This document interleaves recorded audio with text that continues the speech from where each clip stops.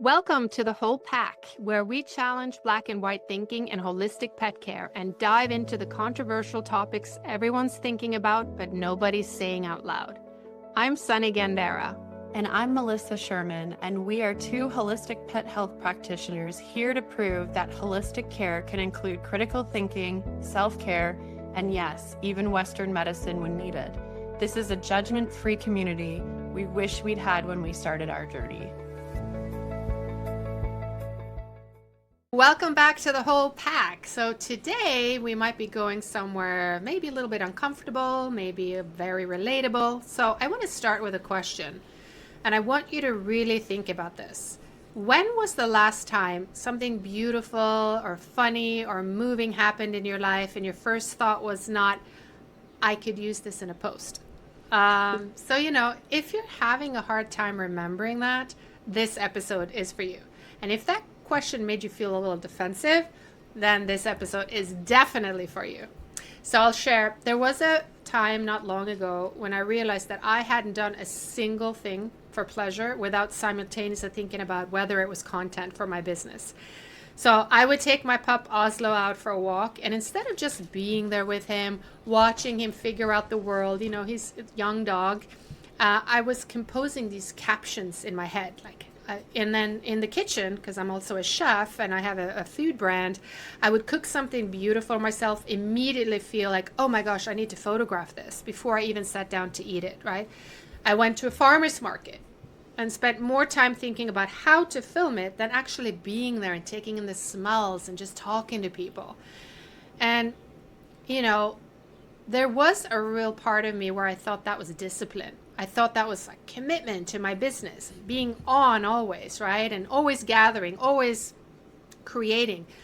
But what I didn't realize was that I was slowly turning my life into raw material. And in doing that, I was hollowing something out. So today, Melissa and I want to talk about what happens when your business starts consuming your personality.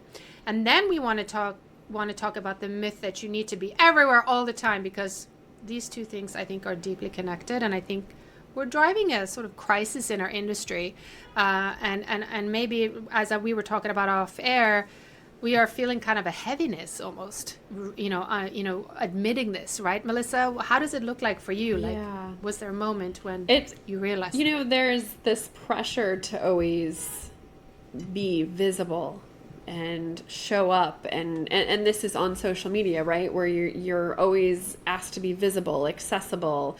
What is she doing? And it's just so much pressure that you start looking at your life differently, almost for me it was almost like, oh well, I'm multitasking, but I wasn't multitasking. It was really taking away from these moments that I had with either myself or my animals. Like, here I am in the woods, regulating my nervous system, and I'm scrambling for my phone. What is that doing? What is that doing to my nervous system? Yeah. It's actually doing the opposite of what my intention of being there is. So I could find the hypocrisy in that. And I think that's, for me, where the heaviness really comes in, because I can't stand hypocrisy. So when it shows up for me, it's like I have to do something different about it. But there was also this panic of, am I going to lose my presence on social media? And honestly, the answer to that, after feeling like I was going into a crisis, was who cares? Do I care if I'm not always? Do people actually notice? Because I don't think they do. I mean, even if you are a full-time content creator and that is your job, that's what you do, you're not also running a practice on the side, I think people don't necessarily notice if there's, you post every other day rather than every day, right? Yeah, for sure. But we've kind of let this social media culture really consume us, and we've run with it. And there is just a lot of ick with that. Yeah, it's like when you're always thinking about how your life looks like on social media to an audience, you stop living it, right? Yeah. You start performing it, which we've talked about before. And that distinction, we talked about it in our comparison trap episode, right? With performing versus creating, it shows up here in a much more, I think, personal and damaging way, because now it's not just your content that becomes a performance, it's your entire existence. And you can see that when you're walking out, people are like going, they're tourists, they're not really looking. They're just like, how can I take a picture of it? They're not like experiencing it. And I wanted to share, like, I, again, did a little bit of research, and I read something that by a writer named Jenny Odell that, really like caught my attention. She wrote a book on called How to Do Nothing. And in it, she talks about the attention economy, which is the system built by social media platforms that profits from our continuous engagement, right? So she makes this point. It's just so simple but devastating in a way, that when everything is content, nothing is experience. So you're no longer having a life, you're producing one. Yeah. And, for practitioners in particular, I think that's really dangerous, because so much of our work depends on our capacity to be fully present, right? With an animal, with a client, you, of course, with an animal communicator, with ourselves. Presence isn't for us just a nice quality to have, and it's the actual mechanism through which we help people. So when you've trained your nervous system, speaking of that, to always be scanning for content, you've basically compromised your ability to be present. And so that's what I was taking from what she wrote. And I was like, wow, that just hit me, Yeah, because the line between rest and production becomes so blurry, because here I'm going to show people that I'm resting and I'm enjoying this and that. I mean, and you mentioned, so my work is a little complicated because, well, I don't want to say complicated because it's not, I don't feel like there's friction there, but in some way, I do let my business consume me.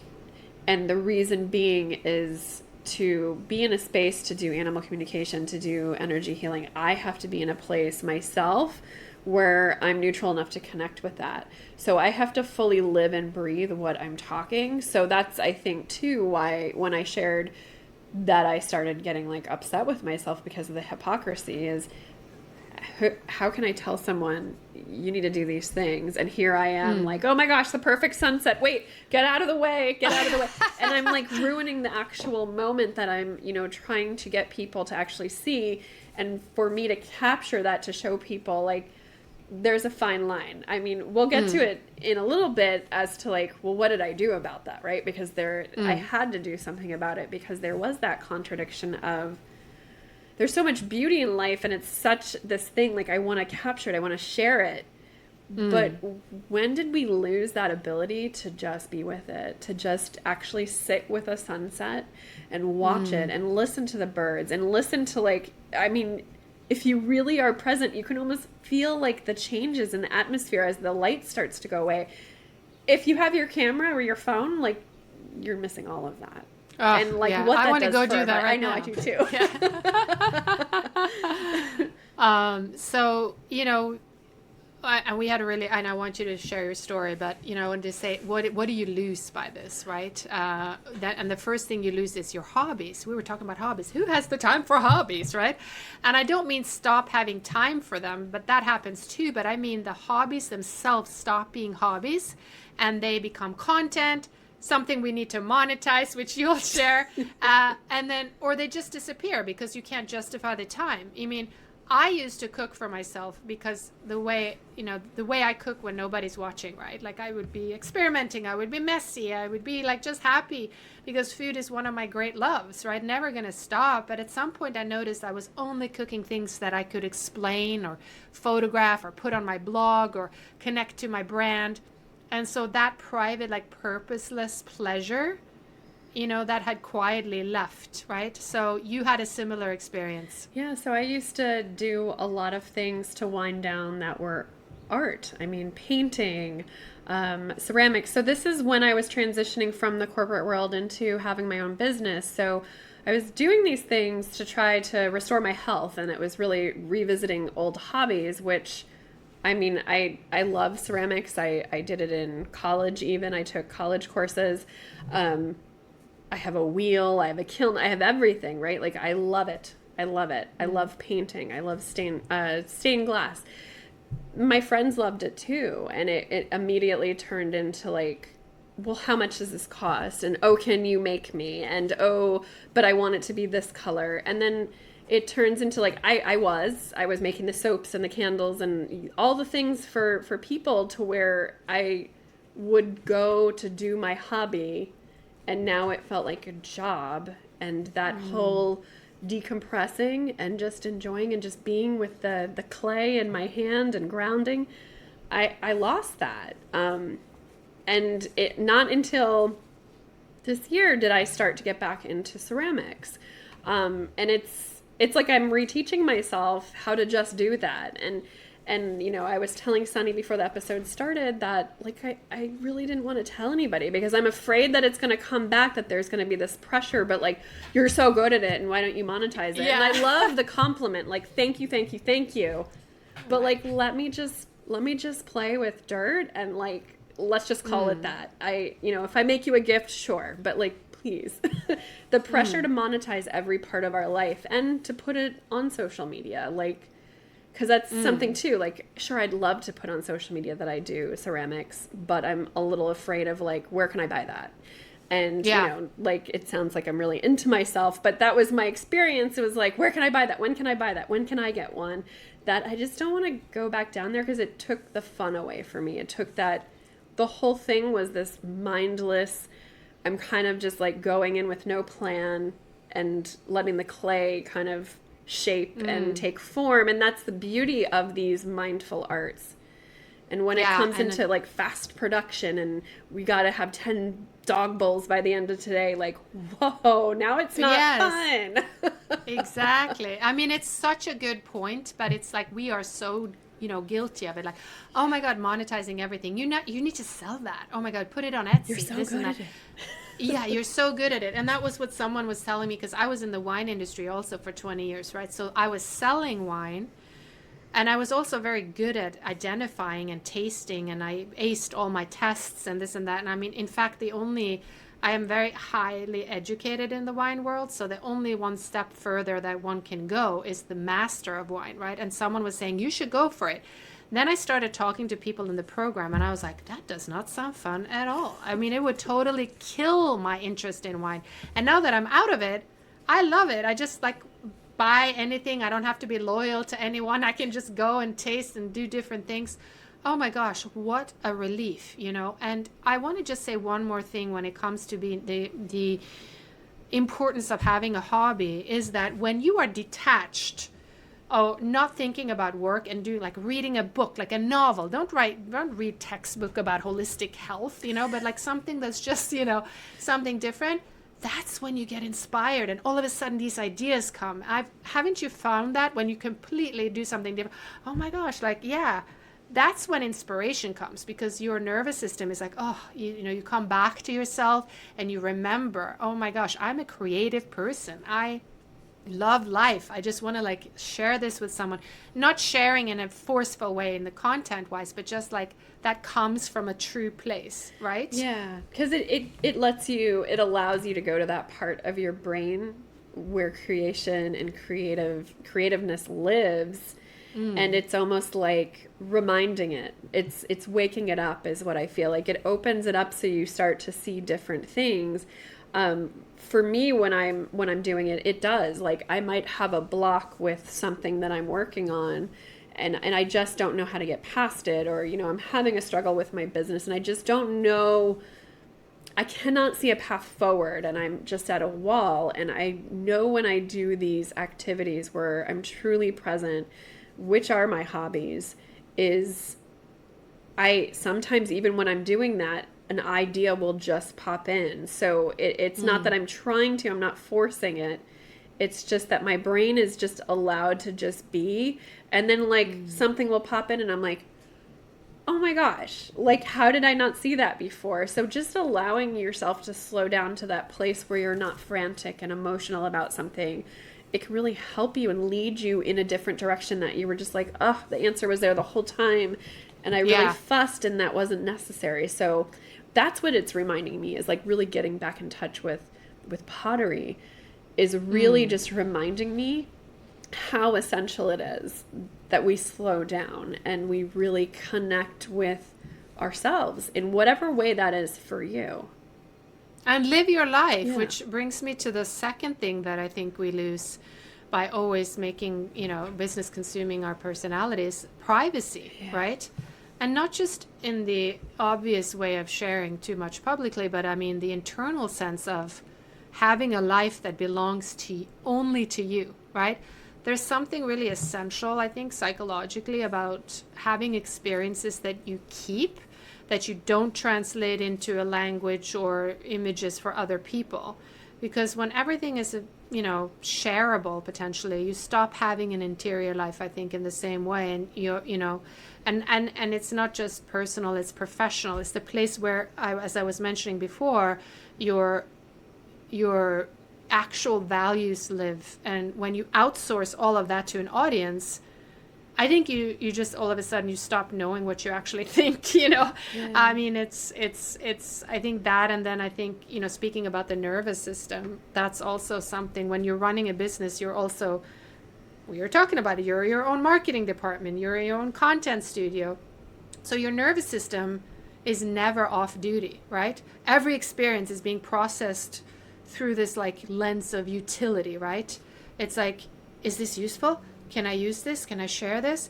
And that sort of vigilance, like that's a stress response. As you were saying, every time a phone bing, and like, your nervous system goes through the roof. Like, I think it's like contributing to chronic stress, which we are so all have, I think. And it does very specific things to the body and the hormones and the immune system and the quality of your thinking.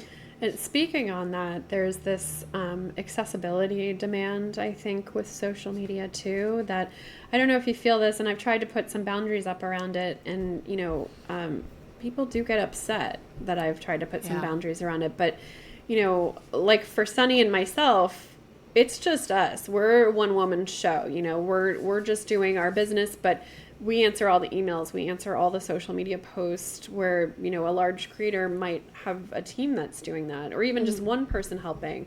So I found myself with, direct messages on TikTok, on Instagram, on Facebook, and then I'm getting comments that I have to respond to, plus emails, plus people are calling me, and it's like, I feel spread too thin. Like, that gasp was like a real, like I could feel that in my body, because it's overwhelming. Like, I want to help everybody. I want to be available to everybody, but it's like, I can't. I am spread out answering all these different channels, and then I forget one, and it's like, okay, oops, I'm so sorry that, like, it's been like 3 weeks since I checked XYZ, and I'm so sorry, but like, how do we manage that all? How do you juggle it all? And you have to set boundaries, but it's not easy what social media has done. And not to just, whine about everything, but like, there is a version of building a personal brand like we are that is really energizing and authentic and really expressive of who we are, right? And that I believe in that version, right? It's part of why we do the work the way we do it. Right. But there is a version, I think what we're trying to say here is like the version of where the brand starts running you. Like when you've built a certain identity online, maybe you're, warm, knowledgeable, always available, like you're saying, and now you feel compelled to maintain that identity because regardless of what's actually happening with you internally. And that's also a fight. Sometimes I can be anxious, but I post something reassuring because, well, that's my brand, right? I need to be the, authority. And maybe you're exhausted, but you show up in stories because consistency is part of your brand, right? I post every day and I'm having a terrible week, but I still write something thoughtful because that's part of my brand. So, it can go on and on like that, right? So what happens over time is that the gap between who you are publicly and privately, it becomes so far apart that, your public version starts to feel like a costume that you're, obligated to wear, and I think maybe we can all feel that sometimes, we have to be a certain way. And, there can be an identity confusion around that can affect your brand as well. And so, I think that it's really important to have that time to yourself where you don't need to share every single thing. And to your point, Melissa, you were mentioning that earlier. I don't know if it was in a different episode or earlier this episode, But where you're saying, like, we just, people don't see your posts. I think there's something like people see 2 to 3% of people's posts these days because of algorithm. We go into that in a different episode, but just know that, not everyone is following. Oh my gosh, Melissa didn't post for 2 hours. What happened to her? Like, we need to just chill and really try to experience things. And if we remember them, and if it's, a big enough experience, we'll still remember them in 3 days or a week from now if we want to post it, But, I think that whatever you decide to do, make sure that what you choose to share is actually coming from you and not from the character that you've decided the brand requires you to play, right? Yeah. And I think what you're talking about is masking, which is really exhausting if you're constantly doing it. I mean, a lot of people came into their own business to kind of get away from that so they could be themselves and be authentic. And then it's almost like we feel this sense of losing ourselves again because of this performance, of this, the personal brand aspect of it, not just owning a business, it's a personal brand. I mean, and to that, early on, I was criticized for calling my brand Calming Creek rather than using my name. But for something inside of me told me that I needed to keep that separate. I wanted to keep that separate. Now, if I do go off and create this Melissa Sherman brand or identity, she can be different than Calming Creek. And it's not about having separate identities so much as like, I am my business and my business is me. I mean, the line is very blurred. I try to keep it as healthy as possible, outside of the things that we've talked about here with the maybe blurring the lines of when my downtime is versus when it's work time.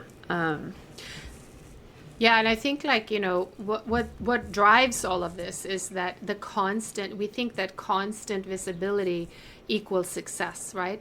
And that it equals constant growth.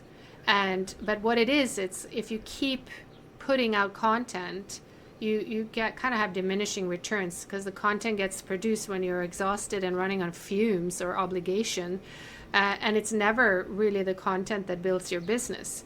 It's when you're posting something from true inspiration, that's when you get the engagement because people sense it, they, even if they can't articulate it. So it's the equivalent of showing up to work, which I know we both can, relate to when we go to the corporate job and we're just there physically, but we're just mentally checked out, right? Yeah. So, but I did want to, I was doing more research on this whole thing because I think we all compare ourselves. So there is a creator burnout rate. So the percentage of people who identify as content creators and who report the significant burnout, it's 70%. 70%. That's insane.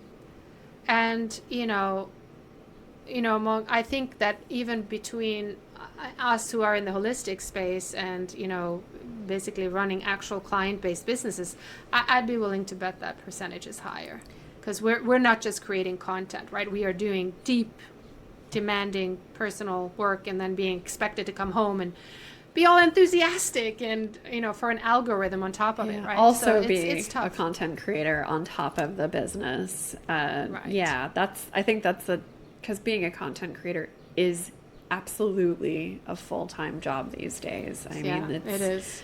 I don't always hate it. There's a lot of times I do really have fun. And those are times that if you can bulk create during those times where you feel inspired and maybe schedule them in advance and, get some of that stuff out there. So on the days that maybe you don't feel inspired or you do feel a little bit more down, well, something's already in there. Something's in the chamber ready to go out to the public and it was past you that recorded it and that's okay. I mean, that's helpful to me when I can actually do it.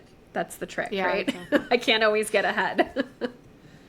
And something to be said, I don't know if you've ever read the book Steal Like an Artist, where he talks about the ones that sustain real careers aren't, they're the ones who protect their practice like fiercely, like they protect the time and the space and the quiet that actually feeds the work.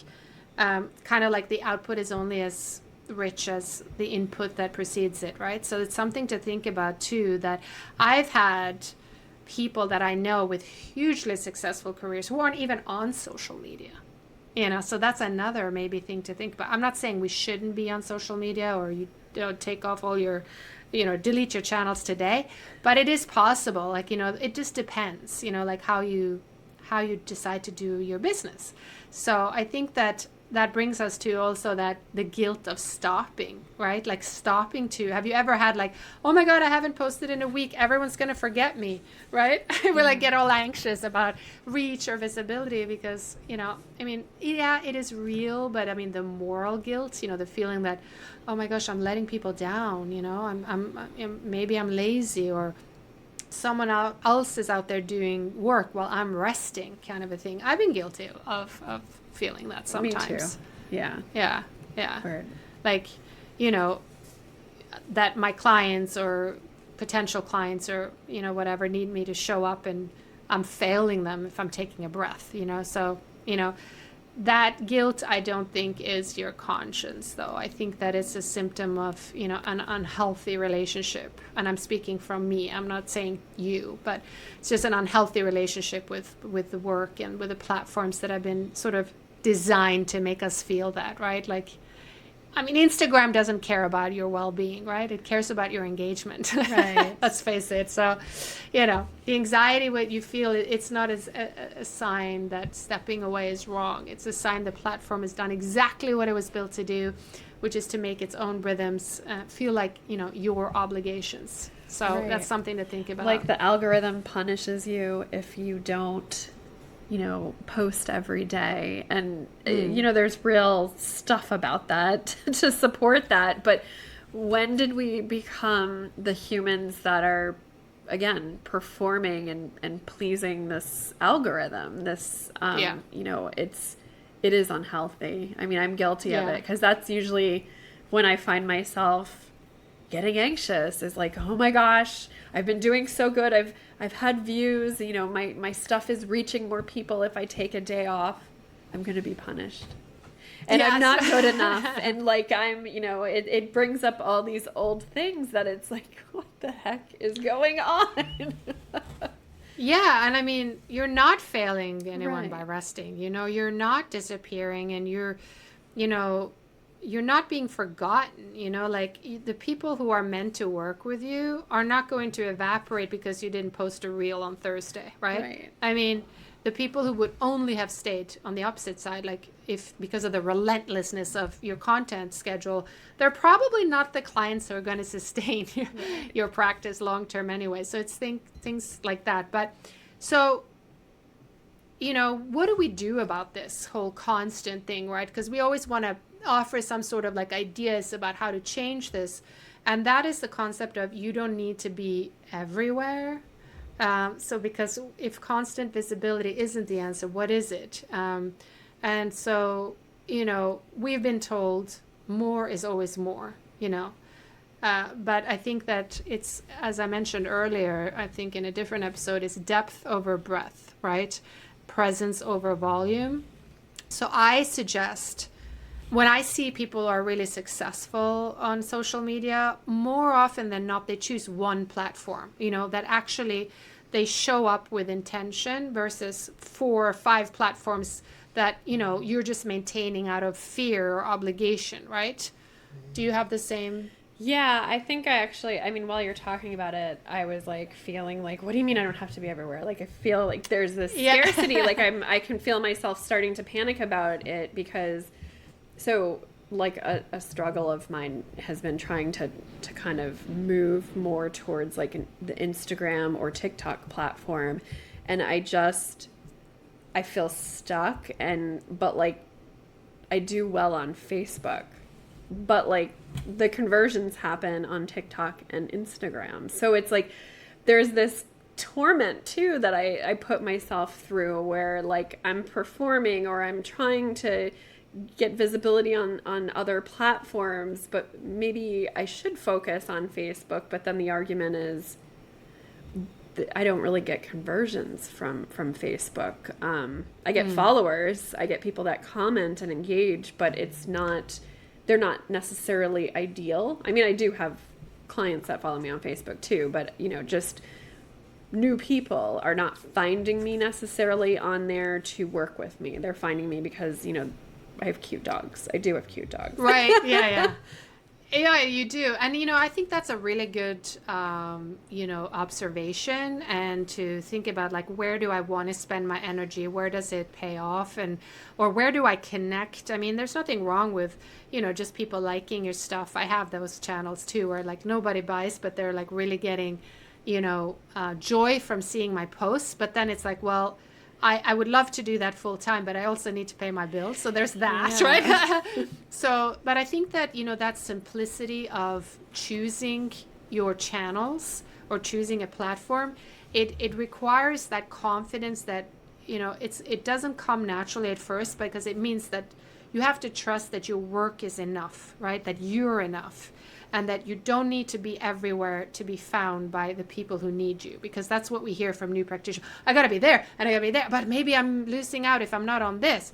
And then it's like you're not you're basically, you're trying to do everything. And when you stop trying to do everything, I think you become capable of doing something brilliantly. And that's what I see when you're like niching down and you're just focusing on, what is that master of none? What is that, there's a saying that, you do something a little bit good but you're master of none. And I am guilty of, because I have such not ADHD, but I have and I shouldn't be speaking and telling people all kinds of advice, because I have a million different platforms, but I don't really use them. I just create them, but I focus on, obviously, Not Your Average Dog Health Coach. But, it's just that, when you're doing something brilliant at something specific, you do it with full energy and full presence. That will always outperform like 7 mediocre somethings done from a place where you've just like abandoned yourself, or you do it because I'm just exhausted, right? And so I feel like if we can just, be a little bit better about sort of, I don't know, crafting that, and like you were saying, identifying where people really want to work with you and purchase what you have, versus just doing it and you could do it as a hobby. Facebook would be a good hobby if you wanted, but I don't think you would want that as a hobby. But well, off the internet and not do any hobbies online. But well, I think we talked about this a little bit in the Girl Boss episode too, where it's kind of that when you try to do everything 10 out of 10 for everything, when you try to do everything perfectly, you're not going to perform well. You're going to be maybe mediocre at a lot of things, but not really. And that really crosses over to this too, because when it's like you're diluting yourself too much, because each platform has a different language. It's not, people do it, just kind of cross post everything and see if something happens, and that's fine. But when you really try to craft everything down and you don't have a social media team, that's exhausting. That's really a full-time job in itself, if not more. Yeah, absolutely. Yeah, for sure. So I think the, wisdom today is create from overflow, meaning like only share when you have something truly to give, not because the calendar says it's time, right? So I would say protect at least 2 days a week where you don't think about content at all. That's going to be hard, right? Yeah. And then, how I love the email list. So we're going to talk about that in an episode too, but treat your email list as the place where your deepest relationships live, because this is one place where the algorithm can't get between you and your people, so that's what I would say, like spend your energy there. So but yeah, I think that's in essence, hopefully gave you something to think about, that the work that practitioners whose work have really changed how I think and how I practice they're not everywhere. So I want to be that person, that just focuses on the core audience and where I really have something to say. That's when I'll post. I want to have depth. And I also want to, have a relationship with my own thinking that, is not mediated by an audience, Yeah. because then it just gets watered out. Exactly. And your value does not decrease because you're not posting. So we just have to remind ourselves that it doesn't have to be constant. We're still worthy. We're still good at what we do, because our full-time job really isn't social media. It's just part of how we reach people. I mean, it is important, but it's about how do we separate ourselves from that and not make that into our driving force. Absolutely. So yeah, take away that, you don't owe the internet your whole self. You owe your clients your whole self, your animals, and yourself, your whole self. And protecting enough of yourself to actually show up fully in those places, that's not a failure of commitment to your business. It's the most, I would venture to say, the most important business decision you'll make. Agreed. Yeah. So we'd love to know how you feel about this. Have you noticed yourself, maybe your life has turned into content? Have you felt that guilt sort of when you step away? Have you figured out something that helps you stay sane, maybe while still showing up? We would love to hear all of it. Come with some suggestions. You can find us here at the Whole Pack Podcast. Tell us, because, we want to have further conversations about this. We can only run so many minutes on every episode, but do follow us. We are over on Substack, and we are, of course, on all social media at the Whole Pack Podcast. Anything else, Melissa? No, please like and follow if we've inspired you or this resonated. Please, if you feel called to leave a review. We really appreciate it. It helps us reach more listeners. Yes, Thank indeed. you all very much. Thank you. See you guys next week. All right. Bye. Bye. Before we go, we want to remind you that the information shared on the Whole Pack is for educational purposes only and is not intended to replace veterinary medical advice, diagnosis, or treatment. Always consult with your veterinarian before making any changes to your pet's diet, supplements, or healthcare routine. Every animal is unique, and what works for one may not be appropriate for another. We're here to empower you with knowledge, but your vet is your partner in your pet's individual care.